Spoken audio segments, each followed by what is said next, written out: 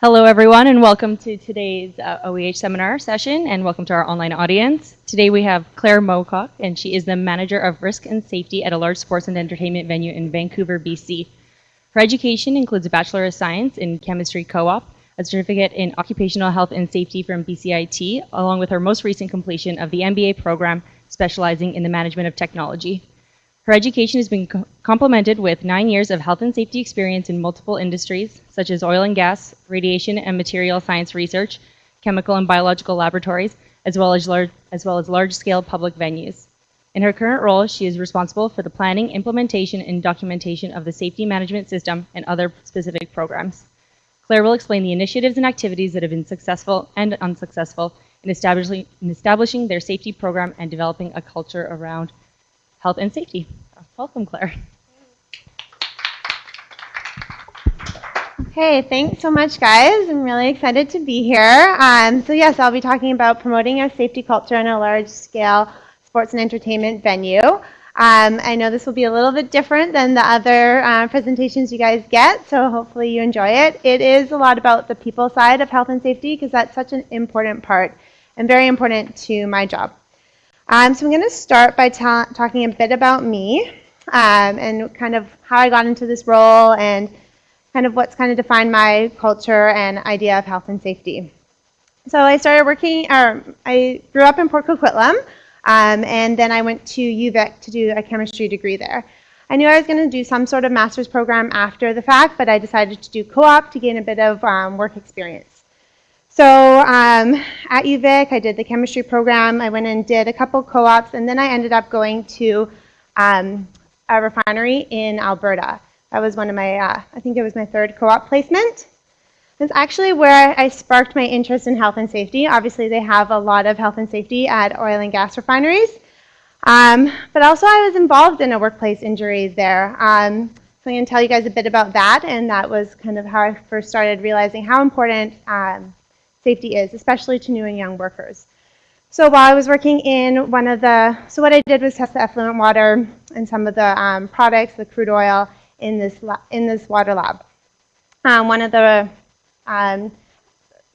procedures we were using was required to wear or use phosphoric acid. So I was using the phosphoric acid, and I got a little bit on my lab coat. I hadn't even really noticed. A couple hours later, I think I brushed the lab coat against my cheek, and it instantly started burning. So I didn't think, oh no, I need to call first aid. How am I going to get help? This is a big problem. I thought, oh my God, I've made a mistake. Okay? So I thought that it would be viewed as that I had made a mistake. I thought that the company wouldn't be happy. I also thought it might get back to the UVic and they wouldn't be happy. And I really just wanted to cover up this incident and not let anyone know. So what I did, I just went to the washroom, no eye wash station or emergency shower. I started splashing water on my face, and it continued to burn. So I decided that it was the end of the day, going into a long weekend. I was just going to leave and handle it on my own. So not the smartest decision, but that's what I did. So I left. I went to a walk-in clinic in small town Alberta. It's like a 4-hour wait to see a doctor at that time.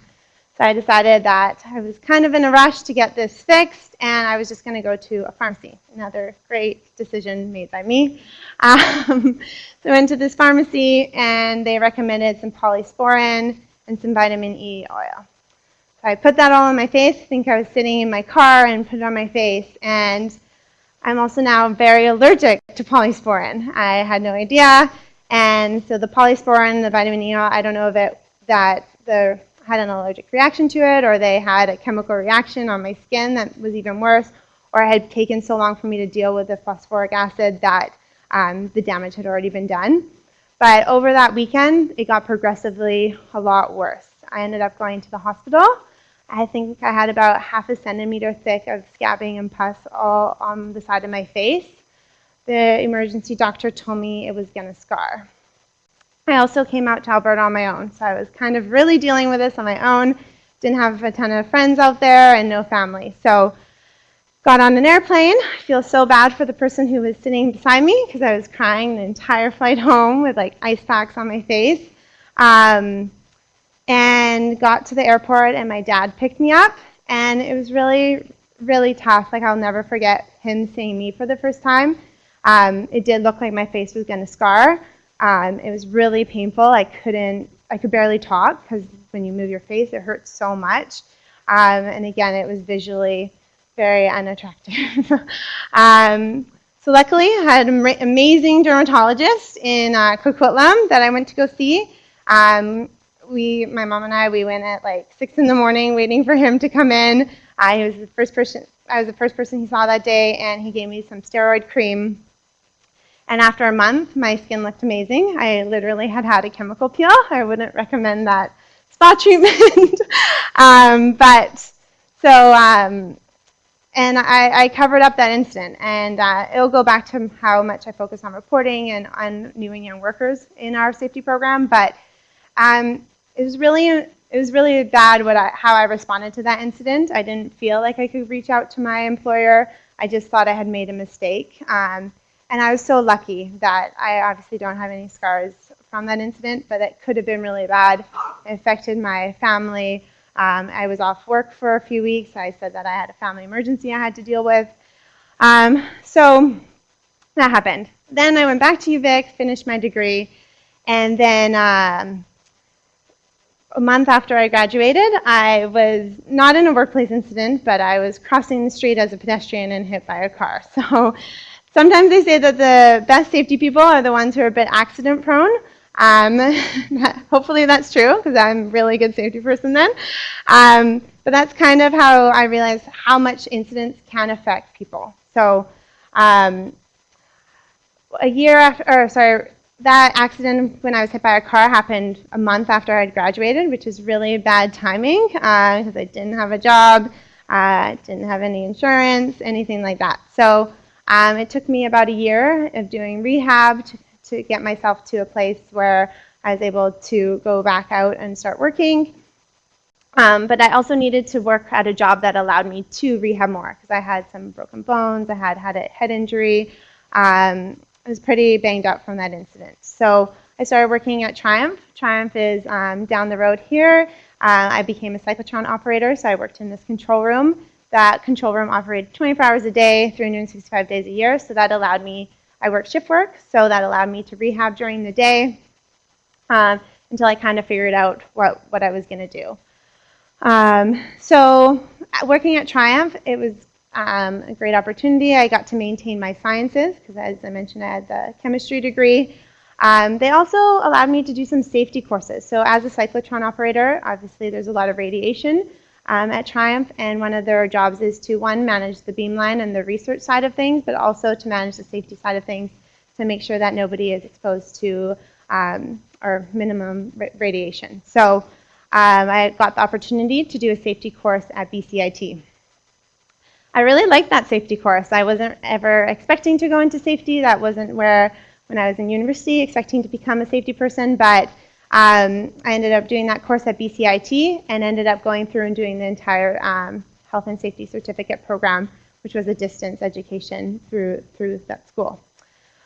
One of those courses I did was that you were required to go into 3 different companies and interview their health and safety person. So I was like, oh, that would be really cool to do the Vancouver Canucks health and safety person. So I went and talked to him, and one of the questions I asked him was, how do you get into health and safety? What would you recommend to get into the field? He's like, oh, you should do things like intern. And I was like, oh, do you need an intern? And he's like, yeah, I do. Do you want to be my intern? And I was like, yeah, sure. So worked out really well.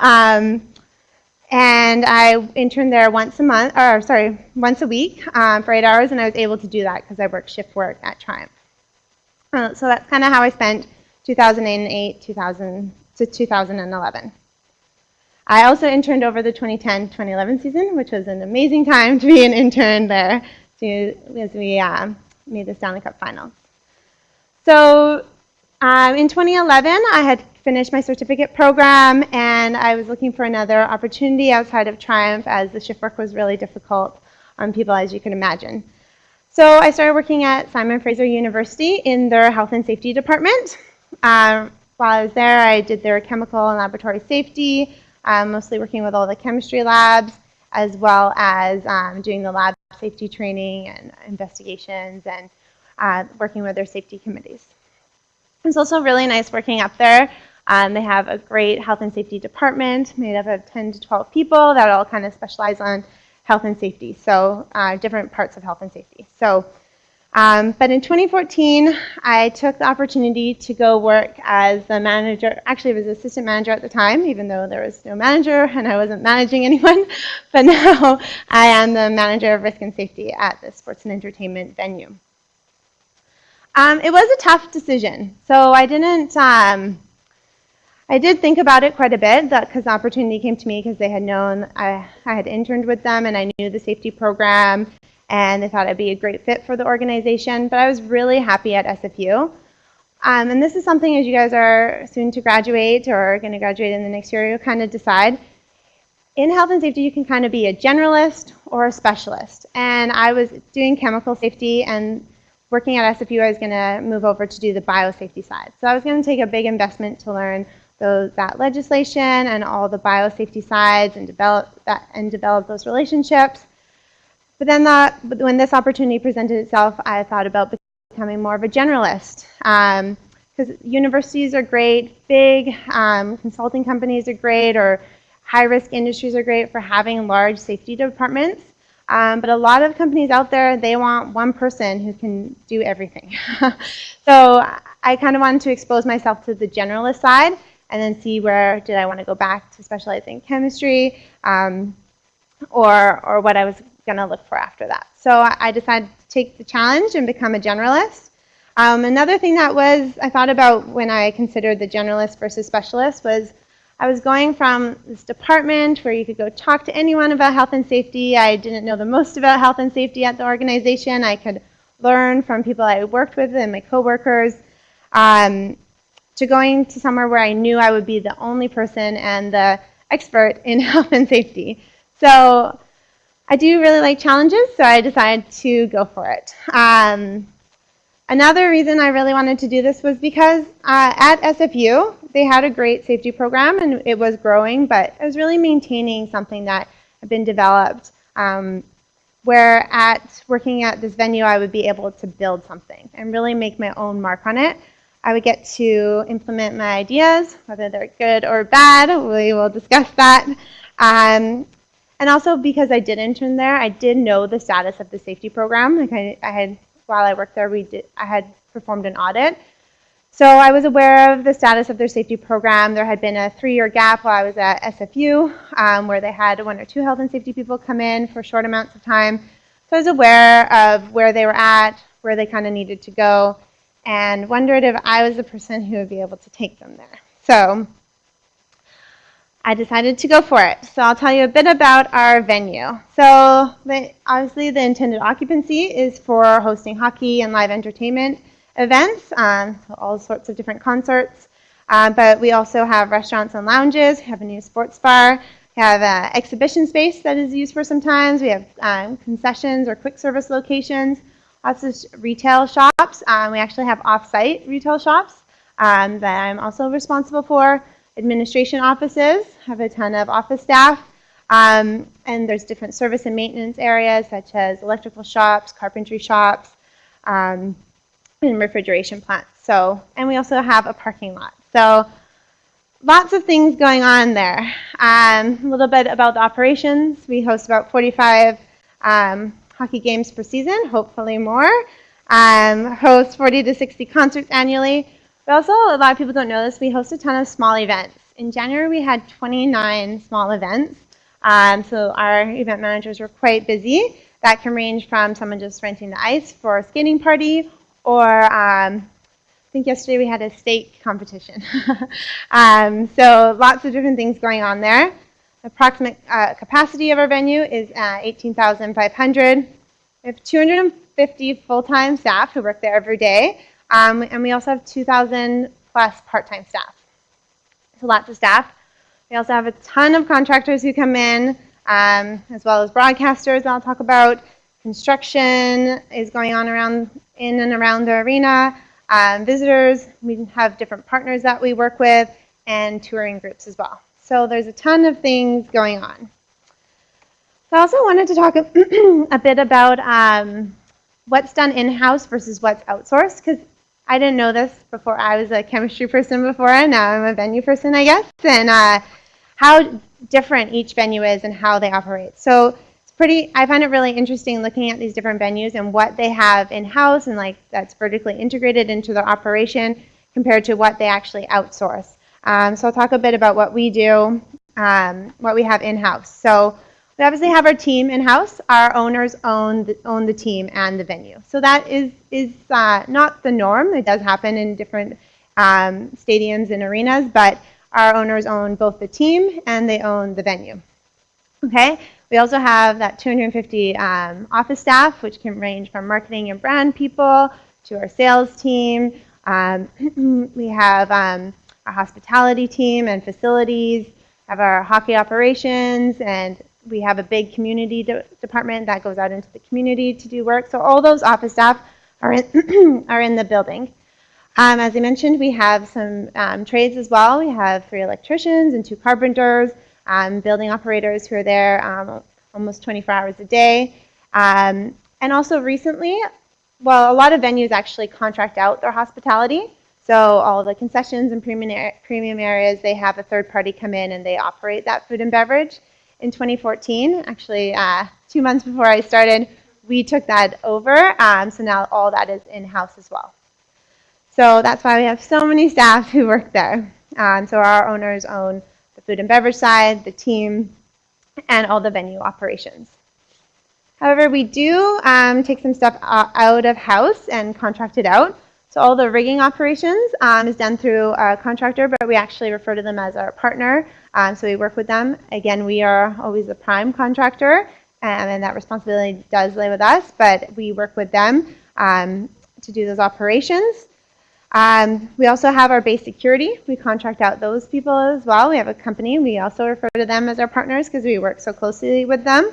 Our parking operation is contracted out as well. So a few of the concession stands, not that many, I would say maybe less than 5%, are actually contracted out as well, but most of it is in-house. And when we do special projects such as painting or renovation of a suite, we would bring someone in to do that. So having traditional contractors as well. Other things that are outsourced would be the broadcasting, and obviously when a concert comes into town, that touring personnel, they're not in-house. They are a separate company. What's interesting though about the broadcast and the touring companies though is it's not a traditional contractor relationship. We're not paying them to come in to the venue. They're actually paying us, right? Because they're hosting the show or broadcasting the game.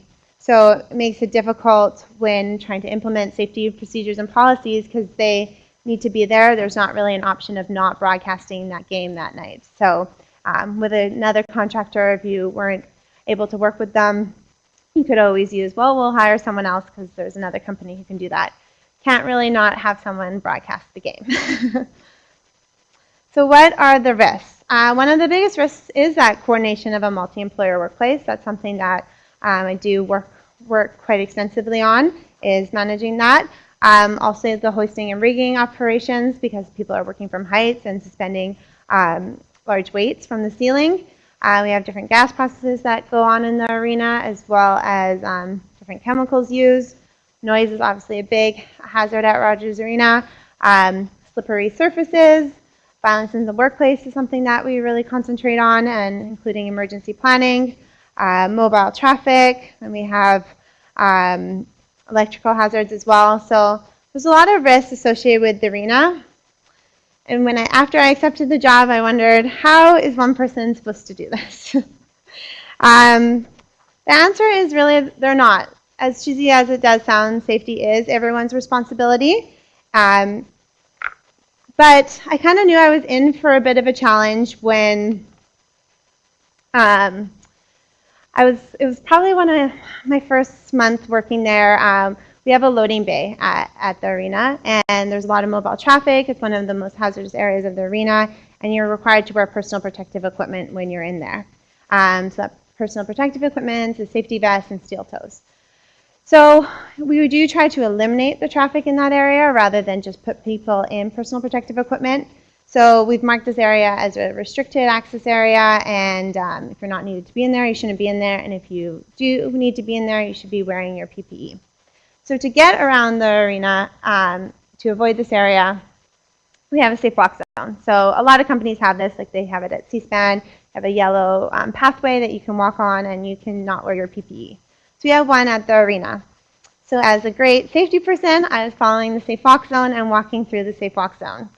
When I stumbled upon something very unsafe, we had some mobile traffic, some chemicals that were being used at the time. They were doing some maintenance in the Olympia tunnel. So I stopped one of the guys and said, hey, the safe walk zone isn't looking very safe right now. Why is it open? And he said, well, you're the safety person. Isn't that your responsibility to close it? And so I kind of knew, had a bit of a problem. There is that traditional view of a safety officer being responsible for safety, but that obviously is not a successful model. That's not always going to work, especially in an organization this large. So one of the things I did, went right back up to my desk, I wrote a standard operating procedure outlining the responsibilities, what it looks like when the safe walk zone is open versus what it looks like when the safe walk zone is closed, who is responsible for opening and closing that, and really outlined it to the staff. So this was a quick fix to this one problem. I knew we had a problem with safety culture at that point. That simple idea of when you create a hazard, you control the hazard wasn't there. So that's something that I knew was probably the most important thing I had to tackle, was to develop that safety culture. A couple of things I've kind of tried, the safety is everyone's responsibility. We do have a fan experience manager, and we like to put our fans first, and we want to make sure that every fan who comes into Arena has a great experience and leaves feeling happy and that they've had a great time. So the parallel I kind of draw from that is that person has that in their title as a fan experience manager. But if she was solely responsible for every fan's 18,500 people who came in, their experience, you're going to have a lot of unhappy fans, right? So similar to safety, I am the safety manager, but if I'm the only person watching out for safety, we're going to have a pretty unsafe arena. So safety culture is where I have put a lot of my focus in, is trying to build and create this idea that everyone is responsible for health and safety. It's a difficult thing to do because our venue has operated for 20 years and people have the ways they do things, but this is where I put a lot of my effort in. So this is a pretty standard definition you'll find online. Most companies use this as culture refers to factors that influence overall attitudes. So it's really long, like let's not even read it. My definition of safety culture is more of a point-by-point one.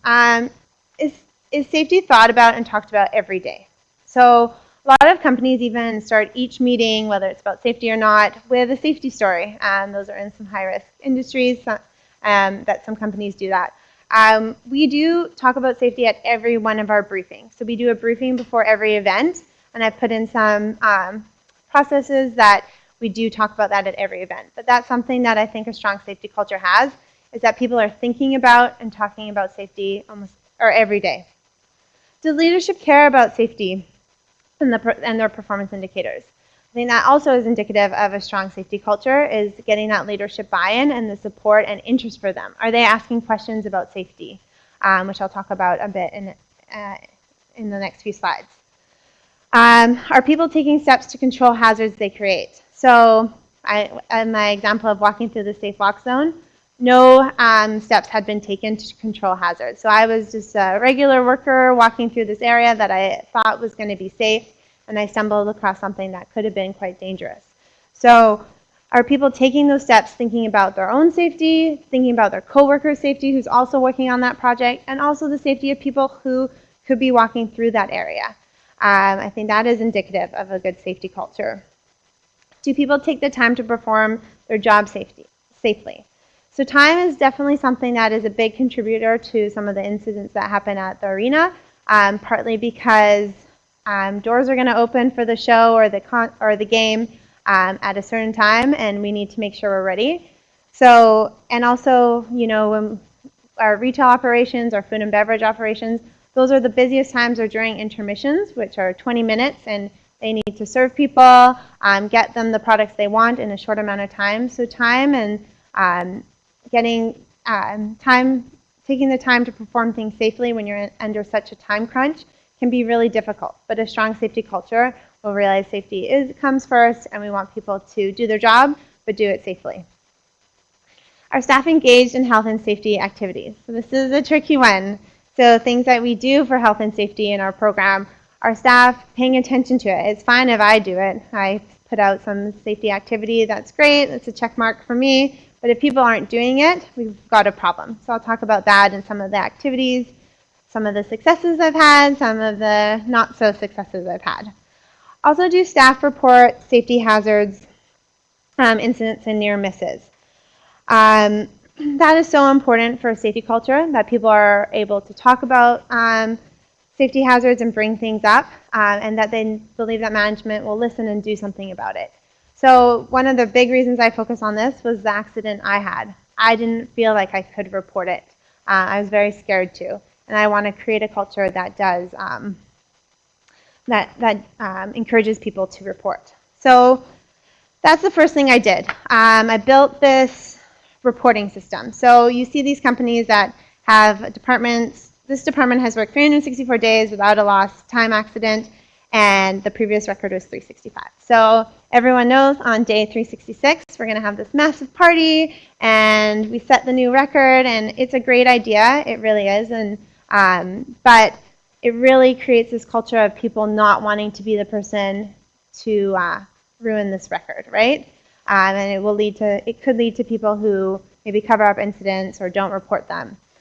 So I decided we're not doing that. We're not shooting for 0 incidents, and sometimes people are like, that sounds crazy. How are you not shooting for things not to happen? It's because we want to learn from the things that are happening. So the biggest thing I have done was build this reporting system. When I did start, we had a way to report hazards through an employee action report. We had a near-miss booklet that people were supposed to carry around in their pocket. They'd pull it out. It looked like a ticket. They were quite big. They didn't even fit in people's pockets. I didn't really get it. And then an injury report. So there are 3 different ways to report 3 different things. And if there was an exposure, you would use an exposure report. And it was very confusing. So what we did was we built a 1-page safety report.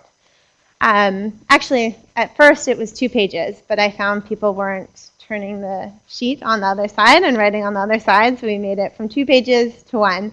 But the point is, tried to make it as simple as possible. Any sort of safety incident, whether it's hazard, whether it's a near miss, whether it's an injury, you're going to this 1-page report and filling it out. So that's something that we did, and we branded it with our company logo. We made it look like all our other forms, and really tried to embed this process of reporting being key to the health and safety program. We also developed a process, which you can see on the side here, where people would report and the steps that were needed to fulfill those reports. We talk about reporting in all our corporate orientations, which is what our part-time staff see for the first time. I also talk about it on every full-time report. I explained that saying 2 eyes are better than 1. We have almost 2,500 people who work at the arena, so 2,500 eyes are definitely better than 1. If I'm the only person looking for these things, I'm going to miss a lot. Our building also operates 24 hours a day, 365 days a year. This is just the benefits to reporting. It's obviously better to investigate a near miss because no one's been injured than an actual incident, improve safety culture, and then focuses on prevention. So I communicate that to our staff, and I've built this process that I really stick to. So I wanted to share this story because one day our CEO, I was walking by his office, and he said, "Hey, Claire, can you come in here for a second?" I was like, "Sure, of course." And he said, "So one of our event hosts flagged me down the other day and started telling me about this hazard on the concourse. And I don't know if I just hadn't had my coffee yet that morning or woke up on the wrong side of the bed, but I was like, well, you know we have a process for reporting, right? And he was kind of looked at me like, oh, yeah, I didn't know that. And he was like, you know what? I'll report it then. So he actually, I'm so surprised that I didn't get fired for that. But he filled out the report. And I said, no, I'll just take care of it. Don't worry. He's like, no, I'm going to follow this process, which is so important that the leadership buys into those processes and follows them themselves, because it makes it easier for me to get the rest of our staff too. So that saying lead by example, it's really lucky that our CEO does that. So he filled out the report, and now I also, when people give me a hard time about, maybe someone stops me on the concourse to talk about a hazard that they want some attention being given to, I say, you know what, our CEO spends the time to fill out our safety incident near miss reports. You can too. And that's very, very effective. I'm also human. If I work in an event and I get people coming to me and telling me things and I haven't written them down or received a document or an email about them, like, I'm going to forget. So when people report, you create this documentation trail that something needs to be done about it. So in addition to that reporting and making sure people are documenting the report, is so important the follow-up. And whether it's just a simple follow-up to that incident that gets fixed, or maybe a formal investigation if it's required by WorkSafe BC. If you create this process for reporting, but nothing's being done about those reports, that the reporting, people are going to become a lot less likely to report. So every single report I get, I read, I assign someone to follow up with, and I document. And I'll talk about the rest of that process as well. So it's really important that people know that if they report something, something's going to be done about it. And that builds that program. So we actually get a lot of reports now, which is great. We get people reporting hazards and near misses, and in the unfortunate event of an incident, people are filling out this form properly. So it is working. It has taken almost 2 years, but it's working. Also with those reports, we create a summary report where all indicators of who it was gets taken out and what exactly happened and why did it happen and now what are we doing to prevent that. And we put in systems, actually this happened in the last couple months, where, because they used to be sent by email to our leadership team, but now I actually sit down with our executive VP of operations and events and go through it with him. So that also really make sure that a lot of managers are following up as well, because they know that step where he's reviewing them is happening. So that's so important that the energy and attention from leadership is there on these reports as well. They're also reviewed at different department meetings. I'll admit that some departments are better than others, but that's something that we're working on.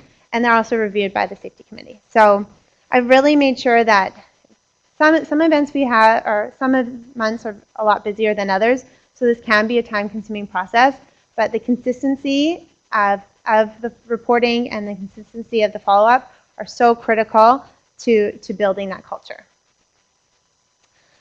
So with that, and I have mentioned this already, but getting that buy-in with the executive level, so our leadership team. So things that they do is they review those reports, and there's been a greater interest in those reports over the last little while, which is fantastic. They also get copies of investigations that happen when serious incidents occur. They're emailed them.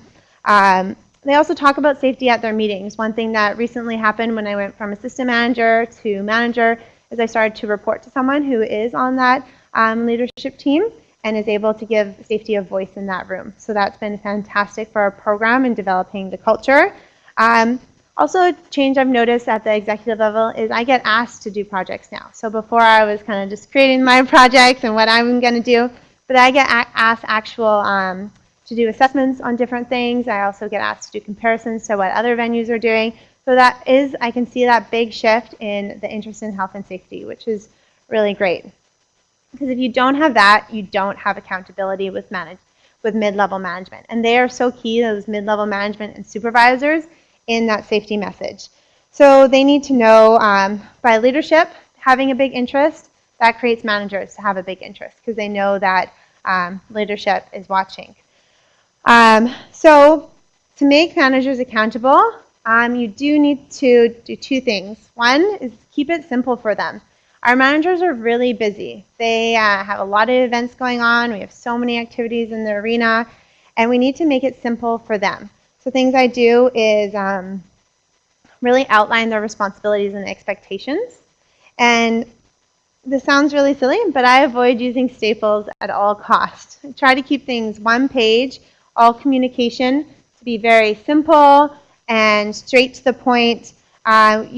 So there is a very fine line with communication, especially with safety, of giving people enough information that they know what's important and what they need to do, but not bombarding them with information that they're not going to read it.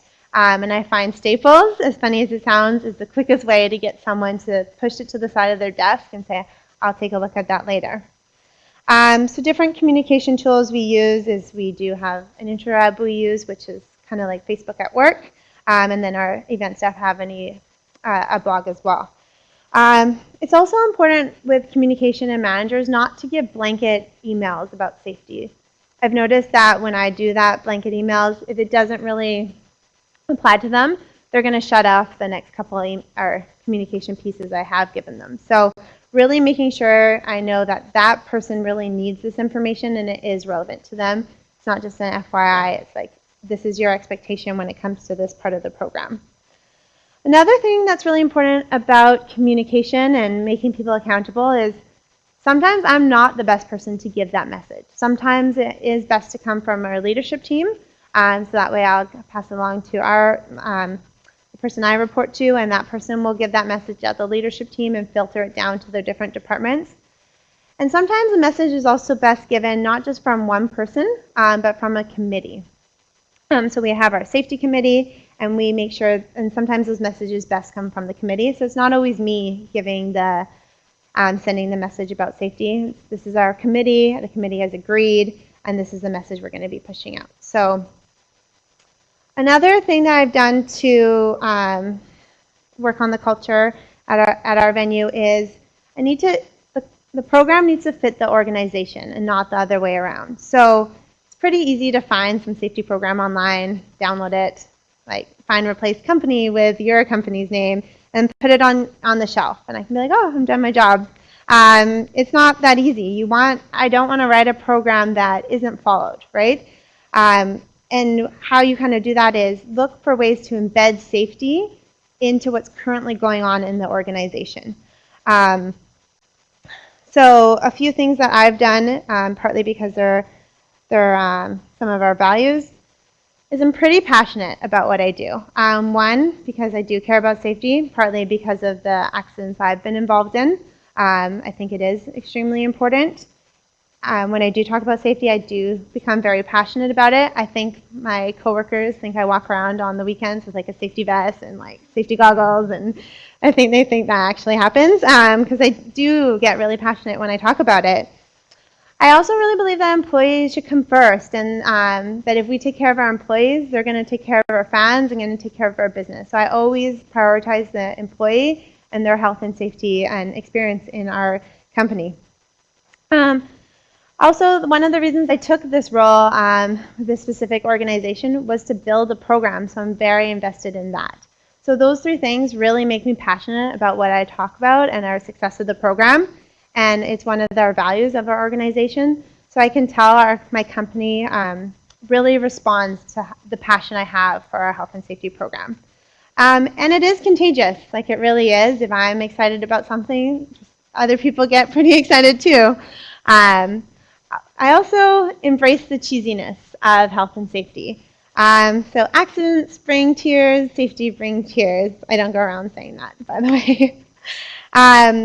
I'm not saying that this is best for all organizations. If you guys do go start working for a mining company or somewhere where it's heavy industry with high risk, probably don't go in there and cheese up their safety program. But it does work with our organization. I say the cheesiest safety sayings out there. I think my latest one for April is, April showers bring slip hazards, which I realize doesn't even really rhyme. But it's how people remember things. Like I try to have a lot of fun with our safety program.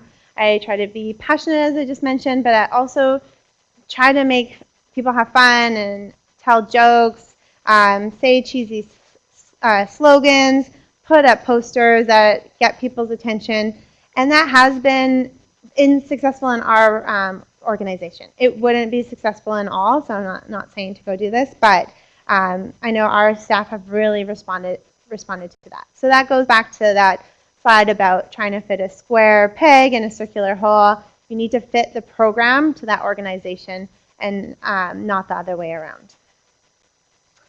Some other things that have really made or helped build our safety program and create some buy-in for safety and me is I really listen to people and have developed a lot of relationships. Like, safety is such a people person industry, I guess, and you really need to take the time to listen to people, and you need to gain that trust with people. And I think I've done that, and partly how I've done that is I think how genuine and sincere I am about their safety comes through when I talk with people. Very reliable and committed. Like, I do make sure that if safety concerns are brought up, they are responded to in an appropriate amount of time. People have seen that when things are reported, things are actually done about it. That's so big to creating that trust that if they report something, management's going to listen and do something about it. Again, being very consistent as well is important to building trust. So trust does go both ways. I need people to trust me, but I need to trust them. I think one of the most important things of building a safety culture is trusting employees and knowing that they're the expert in their job, not me. I don't know how to be a host. I don't know how to drive a forklift. I don't know those things. I need to trust those people in those positions and listen to them. We did an investigation for an electrical incident that happened, and I sat down with two of our electricians. We were in a room. I think we just booked it for under an hour, and we were in there for 2 hours, and they were outlining a single line diagram of the electrical program, or sorry, the electricity box that the incident occurred in. And I just sat there and listened and took notes and really understood what they were saying and what the problem was. So it's so important to trust those people and them to trust you, and know that you trust them to do what they need to do, but they trust you that you're going to elevate any concerns and get them the right tools to do their job safely. And that's really where I've tried to put a lot of effort into our program, is developing those relationships and them knowing they can come to me. I've also found that with our partners as well. So those companies we do come in to do some of the work, like parking or security or the rigging operations. I'm not experts in any of those fields, but I have worked to develop strong relationships with them, and they know that if they come to me, something will be done about it. So I'm not the expert on culture, but a couple companies that I've really looked at for some guidance on our culture, and some of the companies I really like, is NASA's safety culture. They have this DNA idea of these 5 factors of reporting: just, flexible, learning, and engaged, that are kind of wrapped around like a DNA strand and embedded into their organization. And I really like the thought of that and that concept. It was also nice to know that other people are really encouraging reporting, not just me. And their reporting is really based upon that no one should be scared to speak up when it comes to safety. And if you build that culture, you're not going to be the one always looking for the safety problems, because you know what? You're going to miss something. You need other people who are experts in what they do and what they see and the solutions that would be the most effective and the most cost effective. You really need to get their opinion. So that's something that NASA really pushes. That means like people knowing what behaviors are acceptable and not acceptable, and even disciplining people for those behaviors that are not acceptable. Flexible, being able to adapt to being able to adapt to different trends that are seen and different areas that need to be focused on in health and safety and operations. Learning is such a big one when it comes to developing a safety culture, for sure, and then keeping people engaged. Other companies that I've really looked at are Golder Associates. They have a great safety culture. One of the things, how I mentioned, I've really focused on reporting and investigation. Looking back now, I maybe would have changed some of the language around that. I've noticed that people in the venue industry are a little scared of the word reporting. They really think it's negative at first, and investigation is pretty scary. Golder uses something they call a learning database. So instead of reporting, it's learning. Okay. They also do a lot of safety surveys and try to focus on leading indicators. They also have a very big buy-in from at their VP level for health and safety. They also are a very high-risk industry, of course. YVR is somewhere that's a bit more local, that has a great safety culture. They won an award in 2015 for Canada's best health and safety culture, as well as a gold award in transportation in the transportation category for Canada's safest employer. So different things they do is they actually have an annual awards gala for different departments that have done really well in health and safety over the year, which I think is a cool concept. They have also a really big buy-in at the executive level. And one thing that they do, that I try to do as well, is, as I mentioned, make employees the experts. And as a health and safety person, you're there to provide technical support and guidance, okay? They also get departments to do their own health and safety goals, which I think is really cool, and I would like to implement one day. So everyone kind of knows this, four-step process of plan, do, act, or plan, do, check, and act. So a couple of the things I've done is online learning. So since working at the arena, usually my role would do health and safety. I kind of asked the question, well, when you guys don't have a health and safety person, which you haven't had for a year, who's been doing the training? So I wanted to develop something that was an automatic process that didn't need me to function, which is online training. I'm not saying online training is the best type of training. Sometimes training needs to be in person, but online training is something that now every employee is required to complete 5 health and safety courses online in the first month of their work. So that's something that has been pretty successful, and it also goes back to that plan, do, check, act process, is that now these steps are in place, we can improve that training. So the training right now isn't that engaging. It's some PowerPoint presentations that they flip through and do a quiz. But now we've got the buy-in and seen the success of doing this online training, that this May and June we're actually going to shoot a bunch of safety videos in-house, which I'm really excited to do, to make that better. So that allows us that continual improvement of a process that has now been implemented. This is a monthly safety focus, so this slide isn't really going through simplicity, like I mentioned before. This goes back to talking about safety every event, and sometimes repeating that communication to make sure it sinks in with people. I'm trying to so the monthly safety focus is a one-page document, so these are all different months, of something that we're going to focus safety-wise in the arena that applies to over 90% of the staff. So that could be a refresher on first aid, it could be WMIS, it could be noise, could be our fan safety, so pucks flying into the audience.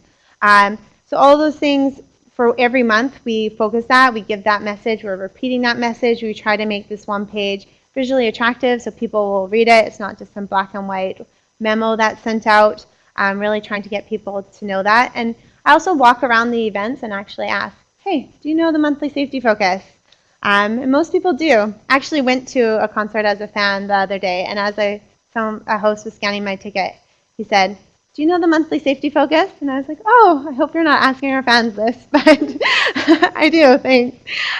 So that was great. As I mentioned, I do some pop quizzes, so they are more like surveys and exercises. It's not testing people, but trying to get people to go through the exercise of learning or refreshing themselves on those health and safety key items that they should know.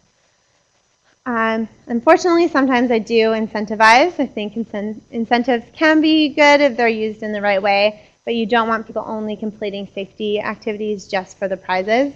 I luckily work somewhere that offers great prizes, so we get to give out tickets and concerts, and that goes back to that executive buy-in of giving me those prizes to give to our staff who do some of these safety activities and do them well.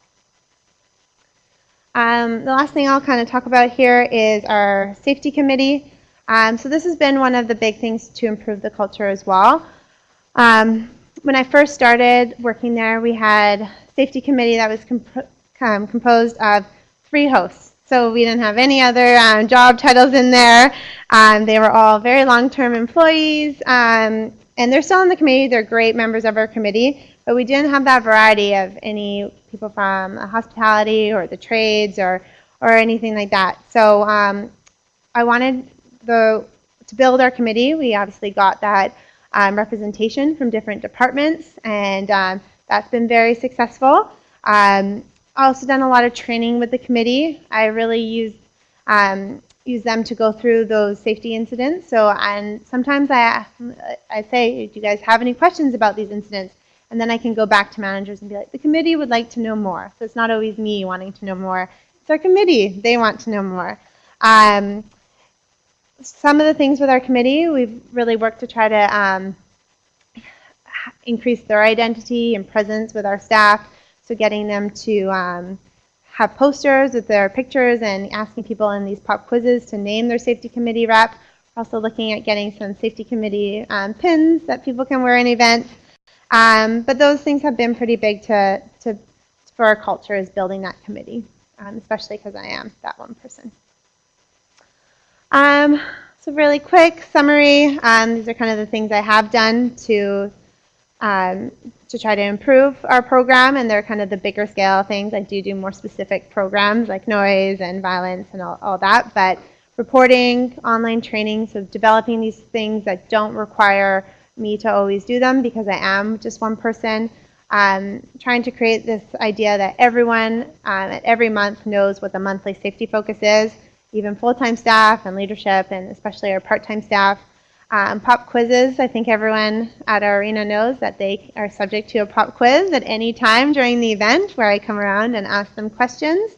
The last pop quiz we did, the average score was 90%, which was great, and then developing that committee. This is just a quick summary of the things that I think are really important in developing a culture around health and safety that we discussed. And the last thing is why health and safety is the job for me. There's so many opportunities out there, whether you want to be that generalist or get into something more specific and become an expert in that field. That opportunity is there. If you want to go the safety route or the hygiene route, there's so many things you're always going to be learning in health and safety. You know, when I did that investigations with our electricians, I learned so much about electrical safety with them. So it's such a great job that you do get to always learn. It's also a great sit-stand workstation. So because my injury, I do have some issues with like my back and neck and arms sometimes. It's great working in the health and safety industry because you can work at your desk when you are writing up reports and building programs. But at any time, you can go into the field and walk around. Some days, you can walk up to 18,000 steps during an event. So there's a lot of movement, but then there's also that desk work as well. Also makes people happy sometimes. I've had a lot of great success in getting some feedback from people. Ergonomics is a really big one. You get a lot of great feedback when you improve someone's workstation. But making people happy is the reason we do this job. So, and it's the people. I work in a great organization that really supports health and safety. And that's one of the reasons I love it, is it is such a people job, and I like working with people. So that's it.